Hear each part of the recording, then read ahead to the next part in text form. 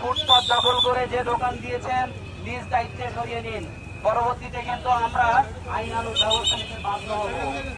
আপনারা জানেন যে বেশ কিছুদিন ধরে লক্ষ্য করা যাচ্ছে আগারগাঁও এলাকায় এখানে অবৈধ কেকের দোকান এবং এখানে কিছু ফুচকার দোকান, ভ্রাম্যমাণ কিছু দোকান এখানে বসে এই যে জনসাধারণ ব্যবহার্য এই যে রাস্তাটি তারা প্রায় অকুপাইড করে রাখে।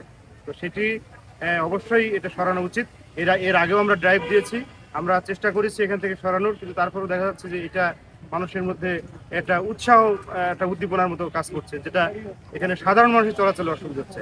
আমরা সেই ধারাবাহিকতায় আমরা ইতিপূর্বে অবহিত করেছি তাদেরকে এখানে সরে যাওয়ার জন্য। আজকে তারা এই বৃষ্টির মধ্যেও আমরা তাদেরকে এখানে সরিয়ে দেওয়ার চেষ্টা করেছি। এরপরে যদি ওনারা আবারও বসে তাহলে আমাদের বাংলাদেশ দণ্ডবিধির যে ধারায় প্রচলিত, যে ধারায় শাস্তিযোগ্য তারা অপরাধ করছে সেই শাস্তি তাদেরকে দেওয়া হবে। আচ্ছা, বিগত দিনগুলোতে দেখতাম যে হলিডে মার্কেট বসতো, এই ধরনের পরিকল্পনা সিটি কর্পোরেশনে আছে কিনা? না, রাস্তার ধারে ফুটপাতে কোনো ধরনের কোনো মার্কেট তৈরি করা বা সেটা পরিচালনা করার কোনো রকম অনুমতি ডিএনসিসি দেয় না।